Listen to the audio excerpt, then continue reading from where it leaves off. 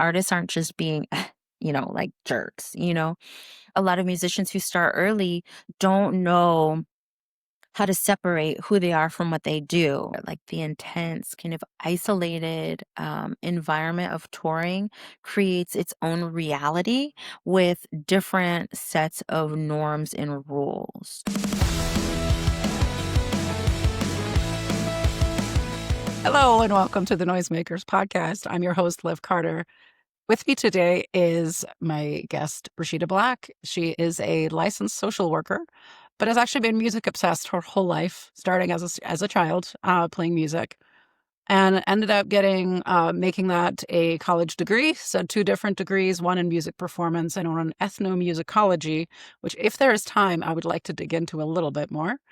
Okay. Would you like to give us a little bit of a background, Rashida, on how you translated being a musician into social work? Yeah. So, thanks for having me here. I appreciate it. I Of spent course. about 25 years as a professional harpist, just, gigging, traveling nationally, internationally.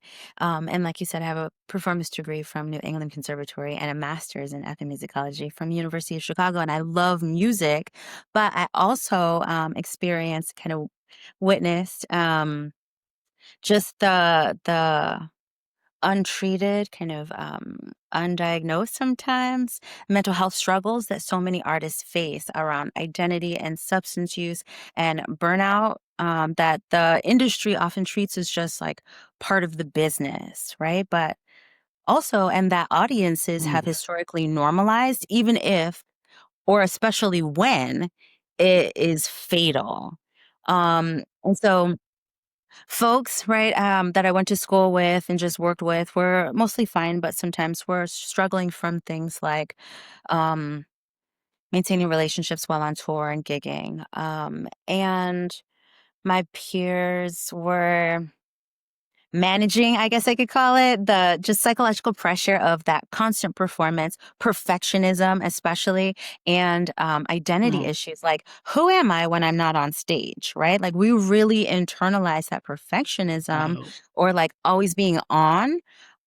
Especially when we start younger and we're rewarded for that behavior. So, most of us, especially those who were in my arts high school, shout out Walnut Hill School of the Arts in Natick, Massachusetts.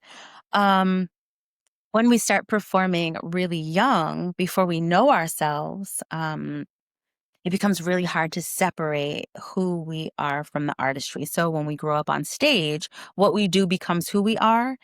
And so then that disconnect from this kind of public persona on stage and that internal reality and really that conflict eventually is what led me to my own therapy, right, for my own mental health. Mhm. And then years later, to therapy, as a trauma informed therapist. I do a lot of work with identity challenges and also addiction recovery, especially for creative professionals. I have a practice in Oceanside, California, and I host a podcast called Rebuilding the Artist that hopefully helps young artists kind of reclaim their creative identity. Let's say adults who were young artists, and just kind of like identifying some of the unique pressures of the arts industry that maybe also their parents or caregivers didn't know and maybe need to know if their kids are in the arts. So we didn't have social media at that time. I feel like things are a lot different, Mhm. maybe even worse. But anyway, that's a whole other podcast.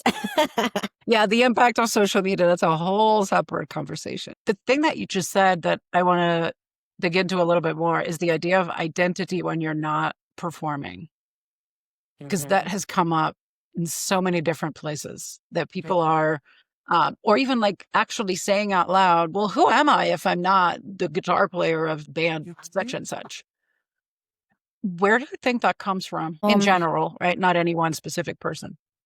It starts at home, obviously, and there are certain behaviors that are rewarded as, kids. Maybe if we're like performing for our family, we might do it for a number of different things: attention, affection, just basic human needs, and that becomes kind of our identity. We know that we benefit from what we're doing in our household, and then it's like, oh, well, let's get Oh, this kid involved in blah, blah, blah, kind of sometimes it's as a deterrent.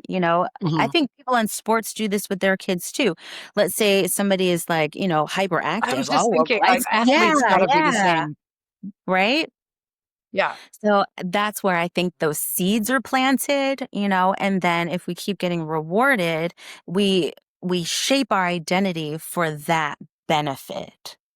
It's socially that makes sense. acceptable. It gives Yeah. us the things that we want access to. One of the topics one of the main topics I wanna dig into is everything around good communication, the right communication, if such a thing exists, in relationship with, right? So the folks we just said, that intensity of identity, I am a performer. This is who I am.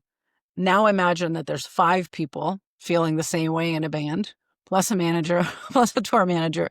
All these folks need to communicate, need to be in relationship with each other in probably some fairly intense pressure cooker situations sometimes, especially on the road. What are some in your career that you've seen some unique challenges for people in creative careers where it comes to being able to figure out what they want to say and then how to say it in that environment? Yeah, this is a good question. I feel like touring, I mean, you heard in my backline presentation that touring kind of creates this like perfect storm of psychological stressors, right? And so we're dealing with the Mhm. extended separation from our support system, the constant travel, the sleep disruption, dehydration, which has some devastating effects on mental health, um, poor nutrition. Right. The high stakes performance pressure, the intense, like forced bonding or tension with colleagues. And so, uh, you know, Yeah. basically communicate. Nobody's teaching us how to communicate with all of these different people or to identify our needs and then relay that to another person and then have those boundaries essentially like respected. Right. And so I think that this industry kind of has a lot of myths that artists should just tough it out, right? And that like suffering is just necessary for authenticity or for like genuine art to be created. And so then we have our Van Goghs and our Virginia Woolfs, right? And like we normalize things like that. And Sylvia Plath and Amy Winehouse. And what I see in my practice is that touring specifically impacts those relationship dynamics, things that often go unspoken. And we click into more traditional roles so that we don't have to communicate the hard part because we don't know how to talk about it. And then we also don't know how to Mhm. cope with it. And so I think that's kind of what is difficult. First of all, I mentioned earlier that a lot of musicians who start early don't know how to separate who they are from what they do. So already that awareness is missing. And then if we don't have that awareness, how the hell are we supposed to communicate this to somebody else? Right? Like it's Right. what is that? And so usually, especially for people who are touring, there's the tour self and then there's like the home self. And what I do in my practice is really try to integrate those two, which is really challenging for everybody.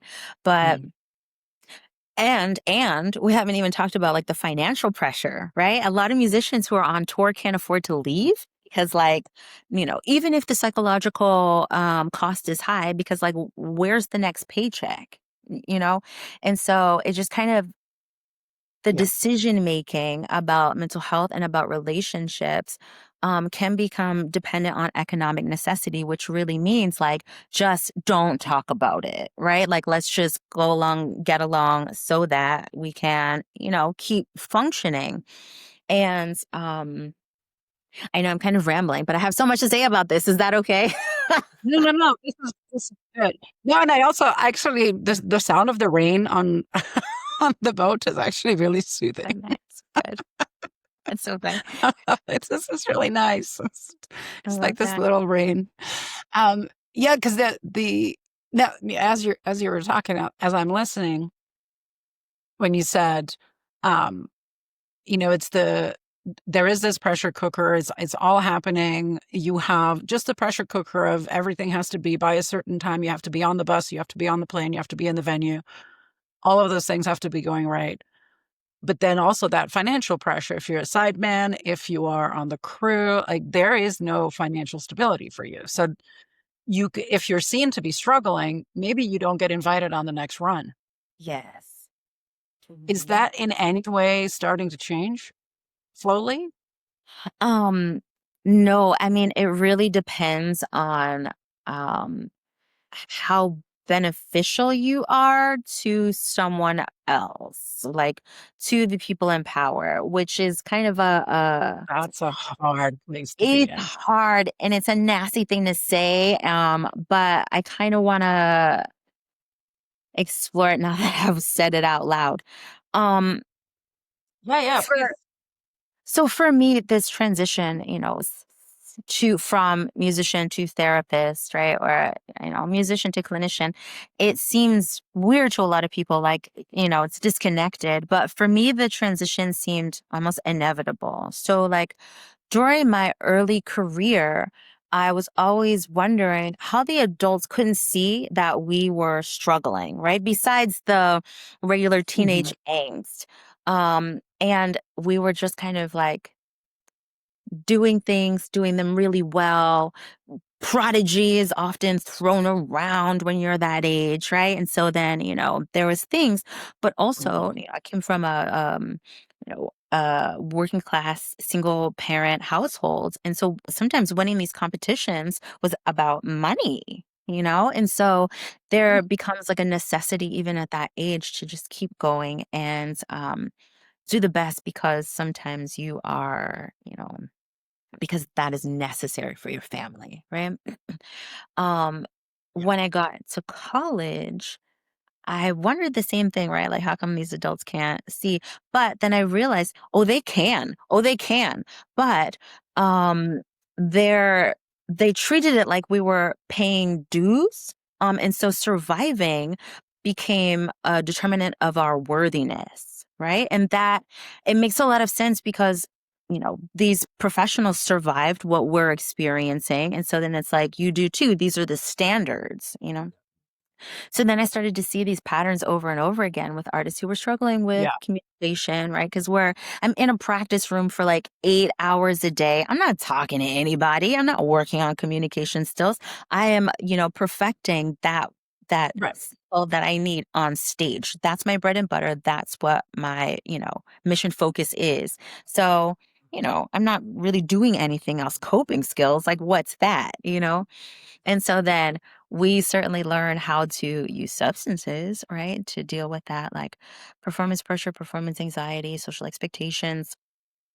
And and so then I realized that I really needed a lot of support outside of the industry because of how stuck it felt in really unhealthy traditions.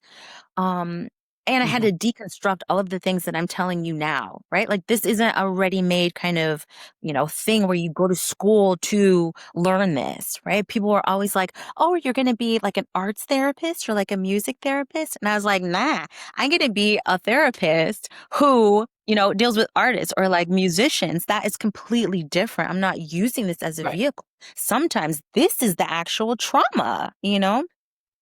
So I had to like, Mhm. Yeah. deconstruct all of these elements to get the right training to help my community. And no one school had what I was looking for. And so the clinical training that I put together for myself kind of gave me the framework to understand what I'd been experiencing, what I'd been witnessing, and that these weren't like character flaws or inevitable parts of being an artist, but they were like predictable responses to specific environmental and psychological pressures, right? And so, communication, just like patience, these are skills, right? These are not innate. And there's at no point, right, are we taught this.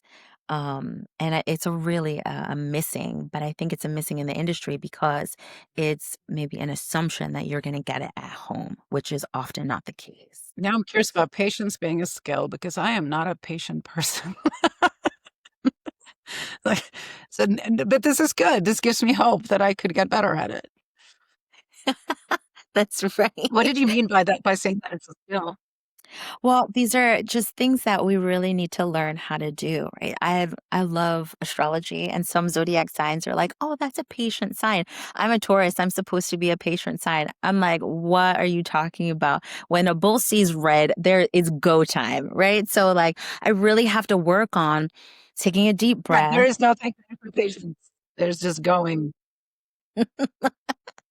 I'm like, okay. That's And it's not fun. just what I heard, but it's how I interpreted what I heard that I'm responding to, right? That's where that skill of patience starts to really kind of come into play. You see what I'm saying? Okay, that's interesting.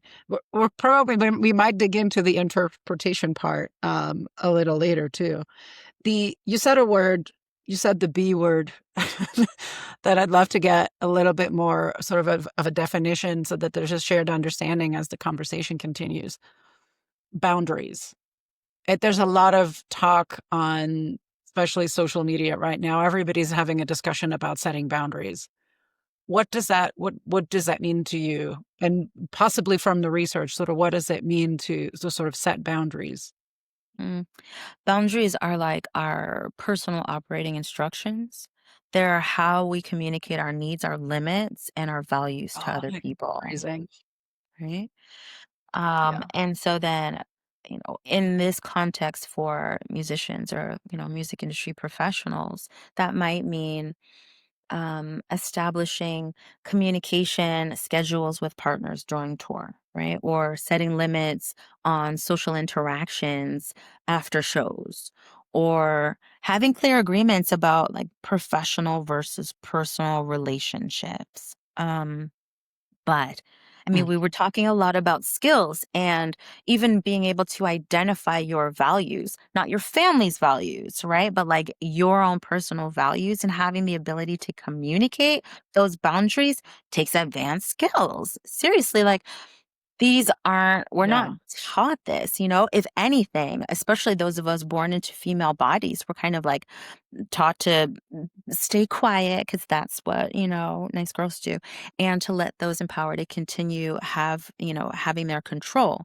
And I think some of that starts in the home, right? With being like obedient or being good, right? And be a good girl, be a good boy. And that usually Yeah. means shut up, and do as you're told. And so Right. That means, yeah. yeah. Yeah. So I find that like that empowering thing to do is to develop that self-awareness and that fearlessness to self-protect. But that also means Mm. valuing self-preservation, which like, I mentioned a couple of artists earlier whose deaths are romanticized. And so living isn't necessarily valued, Mm. right? And like, so, Biggie and Pac were in their 20s, That's like mid to like that's early 20s, right. right? When they died, okay? And like Otis Redding, Jimi Hendrix, and so Yeah. then Oh, that's he the died. 27 Club, right? Exactly, yes. Yeah. And so then, it's like fame and early death are sometimes highly valued over preservation. And so then the value looks like it's to be known or to be great. It's not, right? To like, oh, do you remember? This is like I don't know. I feel like maybe now I'm just kikiing and spilling the tea. Do you remember that question from the conference? That woman was like, musicians need to remember that they have a family and keep that like close to them while they're like on stage. Do you remember that? No, no, I Oh don't remember my. that. So when she said that, right, And because it it was, looks like you had some feelings about that. did I have feelings? They were like a lot. And what I didn't say in that moment, because I felt like it would be a little too sharp and I was practicing my patience skills. What I Okay, didn't yep. say in that moment was that we live our values, not our obligations, right? And Oh, say if more. yeah, and so, like, what she was saying is, well, if you are, a touring professional who's in a committed relationship, you need to remember that you have, a significant other or a spouse at home. And like, yeah, that makes a lot of sense. I get it. But if that's not, if like marriage or whatever isn't in that person's top 5 values, especially when they're on tour, maybe like making that great music, making those connections, right? Maybe that's in their values list. So they're not necessarily thinking, "Oh, I need to, maintain my marriage." They're in the tour bubble. We're gonna talk a little bit about that later, I think. But, right, like, they're Yeah, living yeah, their yeah, or they values. get into the bubble. Yeah, yeah. And so Yeah, that's what I mean, And so then, since our it's an interesting thing. I like yeah, I'm gonna think about that. Mhm. Since our boundaries are kind of like predicated on our values, the key is to making those boundaries explicit, rather than assuming that people will just know, right? And so that assumption is just a setup for disaster. So like, um, when you're sharing a hotel room, because that's inevitably what happens on tour, instead of hoping that your bandmate is gonna respect Mhm. your need for alone time, right? And then getting upset when they don't, you might just say like, "Hey, an hour, excuse me, after the show, I really need just to cool out and not see anybody. So please don't invite anybody to the room back with us. I really need that time just to decompress, right?" And that's you knowing what you need and Yep. communicating it, right? And so that's why that communication is crucial, because boundaries only work when they're clearly stated and consistently maintained. And so then, ooh, I feel like I should add that we are responsible for maintaining our own boundaries, right? And if somebody else violates those boundaries, we show ourselves respect by honoring our own boundaries and walking away or emphasizing the boundaries, whatever that is. But that's just like boundary language, right? And so it's those clear, non negotiable Right. statements, right, about our needs that don't require justification or explanation. I'm not here to like, negotiate that I need this time. This is what I need. There's not really like too much negotiating, but an hour instead of like all night, you can't have people in the room. That's something that can be negotiated. And so the boundaries we simply inform, and then we hold ourselves to our own boundaries. Is that something that's quite easy to say, but really hard to do in this industry specifically around, because we just said it, right? If people, and especially women, I'm assuming, "Oh, you're difficult to work with." How does that line up with what you're talking about? Yeah. So, you've heard of, the anxiety responses of like, fight, flight, freeze, right? And I think the one that is rarely discussed is fawn, right? And that's usually associated with like trauma. But Mm. fawn is what a lot of women do, where it's just kind of like to appease, to play nice. And so I'm still going to say what I want to say, but I'm going to do it in such a way that is like palatable to you. And right, that's me communicating boundaries and not looking difficult so that we can maintain this relationship. Okay, so we got the fight, flight, I think everybody knows what that means. It Yeah. freeze, what does that mean? Freeze is like, I really don't know what to do. Maybe I just won't communicate, or maybe I'll just kind of like let whatever's happening happen. And so, like, it's it is generally what contributes to Don't rock the trauma. boat kind of attitude? Kind of, right? But it's like, a voicelessness and immobility sometimes, and we're just kind of like in Mhm. paralysis, right? And so then it's like, I'll just let whatever happen, and I won't say anything about it. It's just kind of like here, but not here. Yeah, like, kinda maybe I'm trying to figure out how to sort of now that you're talking about this, to kind of how does that translate? But I think we all have even people who have a, quote unquote normal job. I think we all have been in a meeting where we feel like we should say something, but then are like, maybe not. For any one reason, right? It could be that you decide that's not the hill worth dying on. Or it could be that it's you don't know what to do to make sure that it doesn't um, you don't get clobbered by your manager or whatever. And it sounds like it's a similar thing.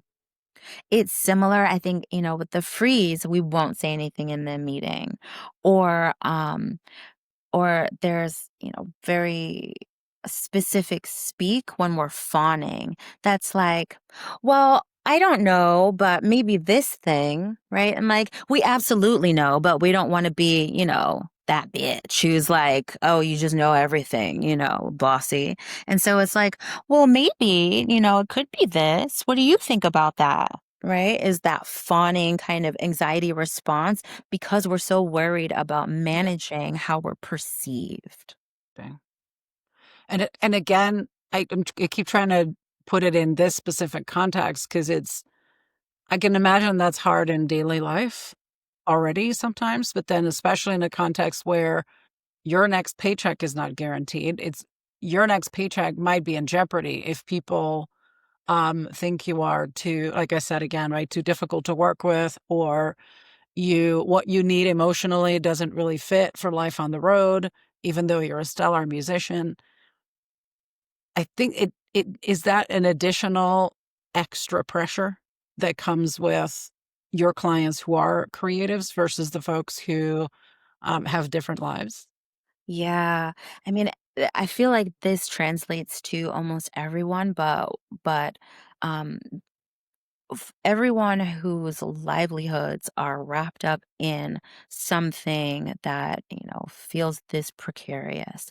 So what I have seen in some of my clients who are Mm. assault survivors is that they're like, I have to kind of do the fawning, and be like, oh yeah, it's fine, it was no big deal, because I still need to like continue this tour with this person or continue working, here. I can't, make it seem like this was really messed up, because I can't afford to quit and I can't, so there's that economic pressure, first of all, but then there's also Right. just like, I'll deal with it on the back end, I'll just go see my therapist. I can figure it out. And it's not a big deal until it is a big deal. And this is where we suffer burnout. And this is also why there are, very few um, women in certain industries, trans identified folks in certain industry, right? Like it's unsafe and the industry is not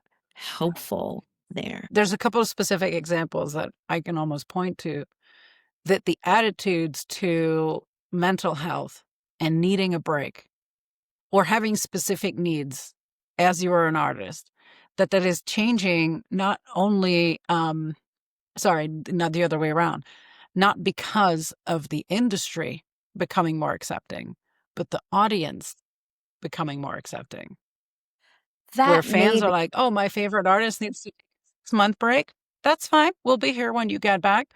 Whereas before, it would have been, the message boards would have blown up in the '90s. yeah, yeah.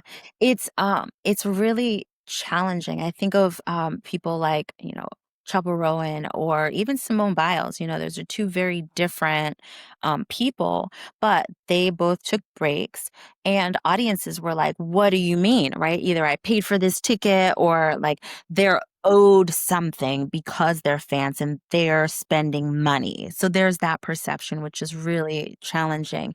But I think those two artists, Simone, Olympians, right? But those two individuals could do this because they are kind of at the top of their game. So they can be like, no, no, right? Like, I don't have the same Oh, need that's at that true. level, Yeah. right? And so then I can push back and I can help to change this, industry and start to normalize mental health. Simone has said, like, I have therapy every Thursday, right? And so that is really helpful from her level to say that. But somebody who's just kind of like, up and coming or who's really just trying to break into this industry doesn't have that same um, forgiveness. Mhm. True.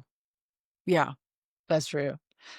One additional thing before we get to the tour bubble that I'm interested in that I know very little about is the neurochemistry of all of this. The all the ins, right? The serotonin, melatonin, dopamine, cortisol, all those things. Can you give a little bit of a kind of a little primer on how what those are, where those sort of show up in our bodies, and what the effects might be if we are out on the road, sleep deprived, not eating properly, not drinking water properly? What happens with that neurochemistry? Right? Okay. So I feel like this is really important because the biology behind what happens, especially on tour, is like game changing. When we're performing, the body is flooded with adrenaline, right? That like gets us up, and that's like our we're pumped. Yep. And also with dopamine, that's our reward center. So it's just kind of like I'm up, and it's almost like a first high, that kind of experience. Non-performers might take drugs to Yeah. get those types of effects or be thrill seeking to have that type of, effect. If you're about to launch your body out of a plane and do some skydiving, then you've got that adrenaline to kind of get out there. Yeah. And then the dopamine is like, wow, look at this view. I have never done this, by the way, so I'm just assuming that's not my thrill. Yeah. Um, I will never do that. right, exactly. And so I feel like performers sometimes, will take drugs to have those effects like a first high, but um, post show, we have the cortisol from stress, right? And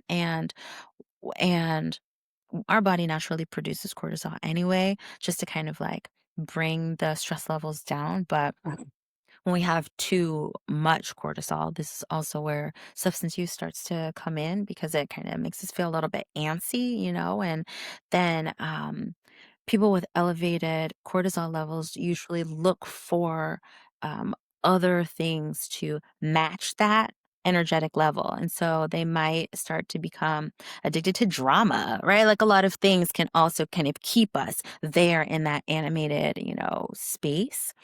So cortisol, and then we have oxytocin, right, which is that Mhm. bonding hormone. And the bonding is not just with the people on stage who we're co-creating with; it's also with our audiences, and so we're just like vibing off of everything and everybody. So that's a little bit of the soup that's flooding our bodies in addition to Yeah. like you said, the sleep deprivation, the dehydration, the poor nutrition, and having that impacts our decision making. I think I said earlier that also has kind of negative effects on our mental health. um but I want to just emphasize that this is like everybody, athletes experience this as well. And so it's not just a matter Mhm. you know of like willpower or moral character, right? I feel like it's really about understanding that our brain is literally operating differently in different environments and with different physiological conditions, right? So I feel like Yeah. When people can understand that the intense connections that they feel on tour are partly biochemical, then they can maybe make more informed decisions about how to navigate those feelings. And then also that those feelings probably won't last, right? And so I feel like this is really significant for anybody who has like fallen in love with a musician or an artist. It could be a brief affair or something that is just really difficult to sustain. But they need to Yeah. know this too. Artists aren't just being, like jerks, but essentially that connection is like a drug. It Mhm. produces some of these same chemicals that we get when we're on stage. And that's like a rush. It feels amazing, but no high lasts, right? So I just think like sleep disruption alone affects emotional regulation and impulse control and judgment.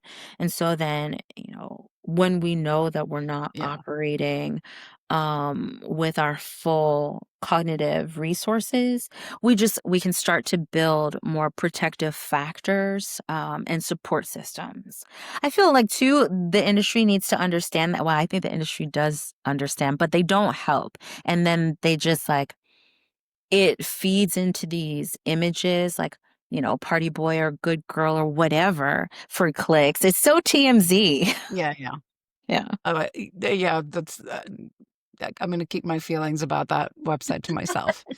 Uh, although I think it's obvious.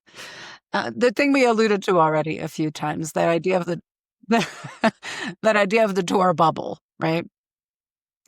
Can you give the concept you created, can you give a little bit of background on what it is and where it came from? Yeah. So the tour bubble is just really like a concept, a psychological phenomenon, right?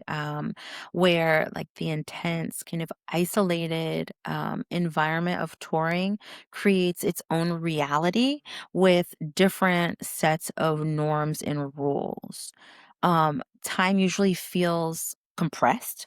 Um, a month on tour feels like a year of Mm, regular life because that the intensity of those shared experiences and everything that's happening is in fast motion, right? With very little mm, any like mundane familiarity.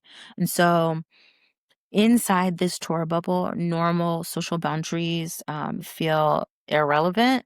And we're like living in close quarters with colleagues, sharing these like peak experiences night after night. And we're separated from our usual support systems. And most importantly, our accountability structures. So it's like being in an altered state where normal life feels mm. distant and unreal, kind of like um, a college freshman who is no longer restrained by parental control. So it's just kind of like, and Oh, yeah, I feel like the challenge is that decisions that are made from inside the bubble have real world consequences outside of it. Right? And I think like sometimes what feels natural and justified in that tour environment might actually be devastating to our relationships and our career when we return home, right? And so understanding that dynamic can help to just make people more aware, conscious of the choices that they're making and how to navigate relationships, right? So that what they're doing is more intentional yeah, instead of just like, you know, feelings based. vibes based, Vibes. as I like to say. Yep. So is the idea of a sort of knowing what your tour bubble is it then who are your, your squad, right? Your ride or dies, your close people that are with you. Are those different people maybe on tour than in your everyday life? Yes. Right? Because different rules apply. So and really we're thinking about who's accessible to us when we're in those environments. Also, who's gonna get it? You know, while we're in that environment, the people at home may not Mm, understand and might give different advice that is not relevant or even possible while we're on tour, right? So we kind of need somebody who has shared experiences. Um, During the presentation, I kind of brought up similarities between touring professionals in the music industry and military personnel. And, in the military, sometimes they'll be like, nobody understands me except the people I was there with, because not only of those shared experiences, but also it's just, cultural differences, and they need somebody who's not going to be like, what? Like you did what? That's not normal. Or that's because, like, yeah, we know it's not normal. We're navigating from this, yeah. abnormal environment. Yeah, I think that's the thing. The definition of normal is going to be different Yeah. in both environments, Yeah. right? This is what's acceptable here. This is what's acceptable there. Yeah. How, because my brain is still going on, stuck on some of the boundary language, I think, is how do you learn who your tour bubble is? Is it almost like trial and error of who are your truly trusted people that they are not going to judge you if you have a hard time? Yeah. Um, how do you learn that if you maybe are crew or day player or you contract with a band, you're not in a band but you contract, so you switch to different tours over time. How do you then learn who that is for you? Yeah, that's a really great question. And some of it is trial and error. Also, it's a lot of observation. How do other people Mm, handle themselves? What are they doing that shows that they are maybe reliable, trustworthy, non-judgmental, right? It's got, Brene Brown's braving vibes on it. And at the same time, that helps. It helps us to be like, who can I rely on to help hold me accountable? Oh, this person, because I've seen them do that for other people or for themselves, right? So we kind of have to, just obs- um, observe, right, and assess in those moments. And, sometimes that translates to outside of this tour environment, but for the most part, it's kind of like witnessing and then incremental, right? Like building relationships, kind of one experience at a yeah, time, that makes right? sense. Yeah. Yeah, like the try. I mean, that's and this is true whether you're a musician or not. Right? The building that trust with people that you can come back to. That's not happening in 5 minutes. That's a process that takes time. Yes, absolutely. Yeah. Then also just hearing maybe how or if they even, talk about other people and the struggles that other people are going through, then we know like, oh no, this is just fodder for you. I can't rely on you. Um, this really impacts some touring professionals who are in recovery, right? They're not going to be able to rely on somebody who is like, one won't hurt, right? Or like, it's just beer. And so then it's like, you're not, supportive. And I see that now. Yes. And this is not going to be good for me. But if I can't, let's say, No, get in it's not touch a with my safe person, you know? that's right, that's right. Mhm. And that doesn't mean that people who Yeah. are, drinking, just as an example, couldn't be safe, right? But that's where that trial and error comes in because, like, are you gonna be like, "Hey, no," right? Some of this is like, yes, having your regular check-ins with your support system, let's say outside of, the recording studio or outside of the tour bubble. That's fine. And we can kind of have that reality check, like anchor, when we set specific times for personal calls and we don't skip them when things start to get intense. Or, like we have like I said, at the backline presentation, we have our pre-tour planning, establishing those communication protocols, and then, our boundary blueprint. Like, what are our non-negotiables? What are our flexible boundaries? We need to have a crisis plan, right? Who do we call? And what steps do we take when things get complicated? And earlier I brought up sobriety because I myself am in recovery. And so it's like, when your sobriety is being compromised on tour, who is that sober friend, or some other protocol that you can put in place? And so I just feel like with some knowledge and preparation, we can better manage these really common issues. The other thing that I think is really helpful too is delayed decision making, right? And so decision delays, if we're feeling kind of like intense emotions, then maybe we commit Oh, to that's a good waiting, one. right? 24 to 48 hours before acting.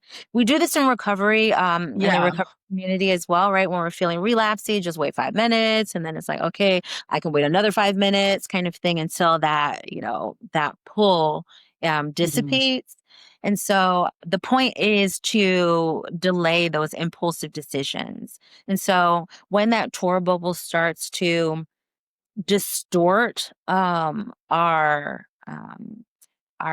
decision, or like time and perspective, then I think, building in these delays can help to prevent those decisions that we'll regret, right? It's not about immediate gratification. It's not about instant satisfaction.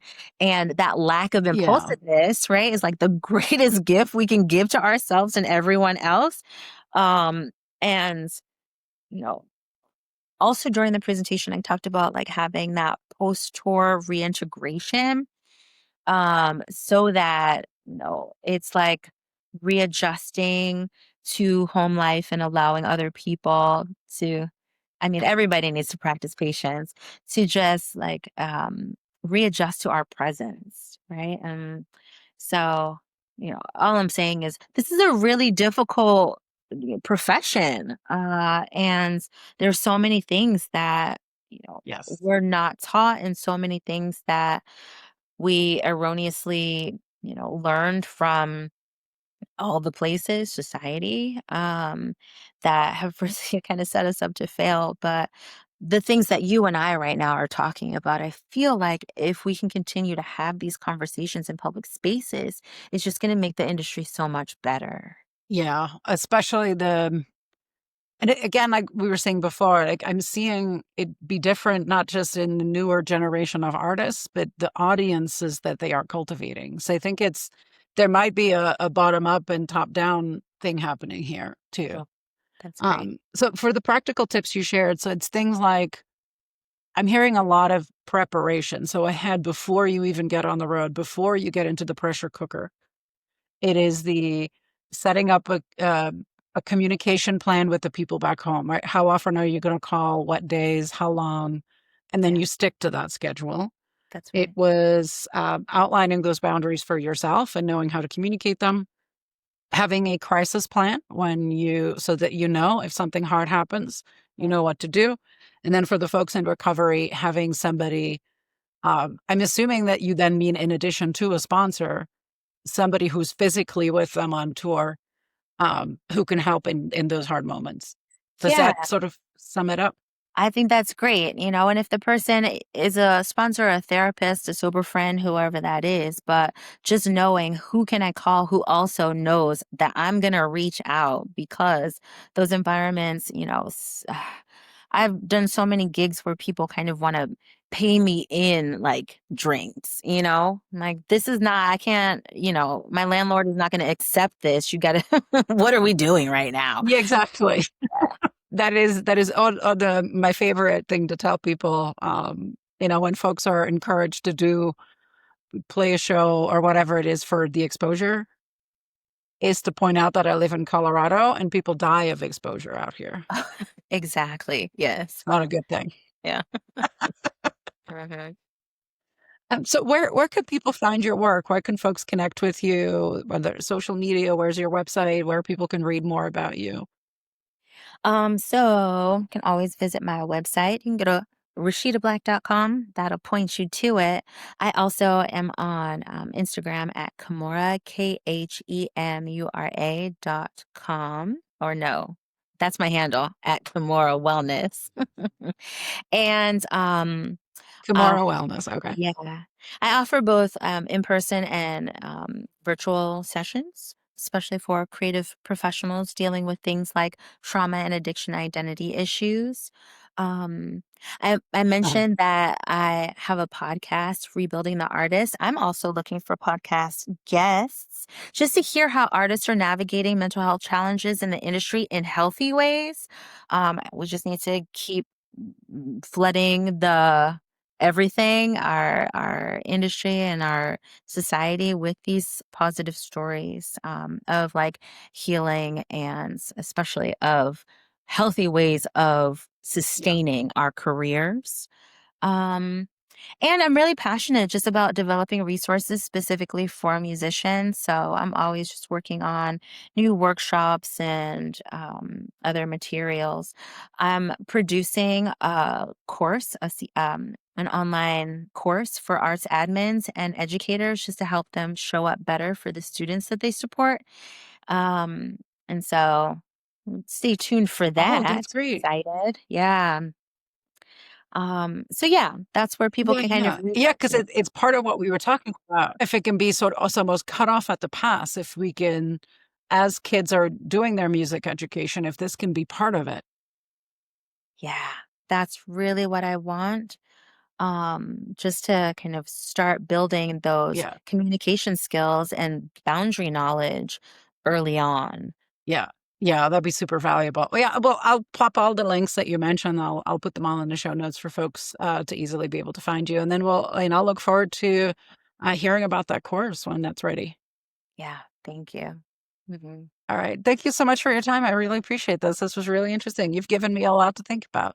Oh, good. I'm so glad that you invited me here to this space and that I had a chance to just like go on and on about this. I love talking about this. So thank you so much for providing this opportunity. I really appreciate it. Of course. Thank you so much.